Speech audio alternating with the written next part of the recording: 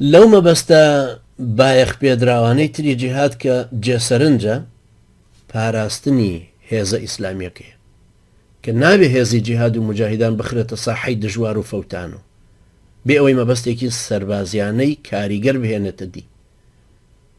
لەبەرەوەشە کە جائیزە بۆ مجاهید لە سێ بەرابەری خۆی هەڵێ ئەگەر چەکیان وەکو یەک بوو.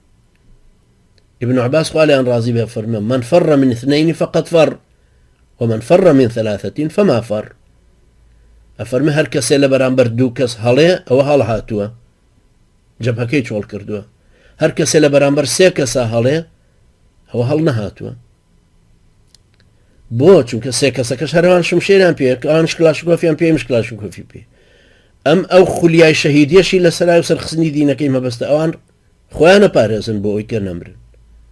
لە نامەکەی سەیدنا عومەرە خوا لێ ڕازی کە بۆ سەیدنا سەعدی کوڕی ئەبی وەقاسی نووسی بە خوا لێیان ڕازی بێ هاتووە کە ئەفەرمێ هیچ کەمینێک یان مەفرەزەیەک بەرەو ڕووی دوژمن نەکەیتەوە کە مەترسی لە شکانی هەبێ، نەشیان نێری بۆ شوێنێک تایە بزر ببن یا زەبروزەنیان بە سەختی بەرکەوێت. دیارە ئەمە ئەوە گەێنەکە هێشتنەوەی هێزە ئیسلامیەکە مەبەستێکی سەرەکیە، چونکە وەکو سەرمایەیە تۆ قازانجەکەت کە نەکرد سەرمایەکە مهمە بمێنێتەوە. بۆیە بینی خالیدی کوڕی وەلید خوا لێ ڕازی بە لە غەزای مؤتەیە پاشەکشەی بە هەموو لەشکرەکە کرد. پێغەمبەری خوا صلی الله علیه وسلم ئەم ڕەفتارەی خالیدی ناونا فتح خۆشی ناونا شمشێری خوا سەیف الله المسلول.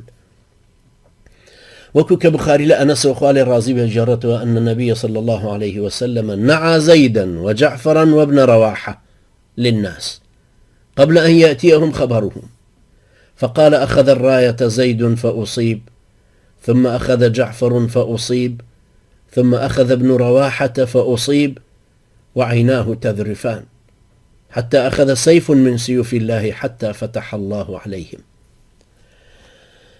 أفرمي پێغەمبەری خوا صلی الله عليه وسلم پرسەی شەهیدبوونی زەیدی لە مەدینە لەسەر مینبەرەوە بە خەڵکی ڕاگەیاند، هەروەها شەهیدبوونی جەعفەری مامی و عەبدوڵای کوڕی ڕەواحە خوا لێیان ڕازی بێ پێش ئەوەی هەواڵی شەهیدبوونەکەیان بە خەڵکی مەدینە بگات و لەسەر مینبەر فەرمووی ئاڵاکە زەید هەڵی گرتبوو تا بەرکەوت، پاشان جەعفەر هەڵی گرت و ئەویش بەرکەوت، پاشان کوڕی ڕەواحە هەڵی گرت و ئەویش بەرکەوت.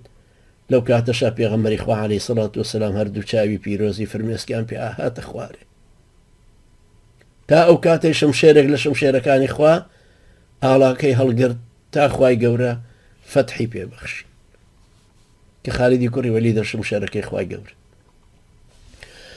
ابن حجر فەرمێ فەرمودەوانان و ئەهلی ڕیوایەت لەسەر ئەوە ڕاجوێن کە ئەفەرمێ حتى فتح الله عليهم. ابن كثير فەرمێ لەوانەیە ئەوە بوو بێ کە خالید شەو شوێنی مجاهیدەکانی گۆڕی و بۆ سبەی دوژمنان وایان زانی مەدەدی تازەیان بوات کە جەنگ ڕوویدایەوە زووران ڕووخاو شکان. خالیدی شوێنیان نەکەوت و پاشەکشەی بە لەشکرەکە کرد. ئەمەش دەستکەوتێکی گەورە بوو.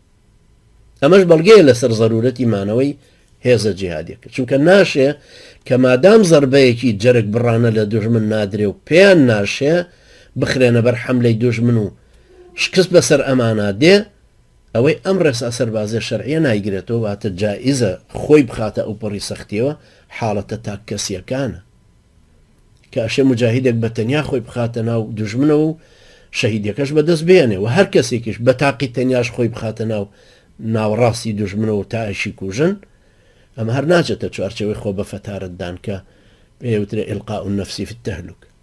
ئەمە بۆ تاکە کەس جائیزە بەڵام ناشێ کۆمەڵێک پێکەوە خۆ بە فەتارەتدەن تەنها لە حاڵەتێکایە ئەویش ئەو کاتێک کە هەڵمەت بردن و هەڵاتن هەر کوشتنیانی بە دواوەی یعنی خۆیان تەسلیم کەن شەڕەکە بکەن یا بێنەوە دواوە بکشێنەوە هەرە کوژێن وەکو ئەوی مەفرەزەیە گەزانێ ئەگەر لە جەنگی ئەم کەمینە دەرچێ ئەکەوێتە بەردەم لەشکرێکی تری دوژمن یا ئەکەوێتە سەربازگەکەیەوە.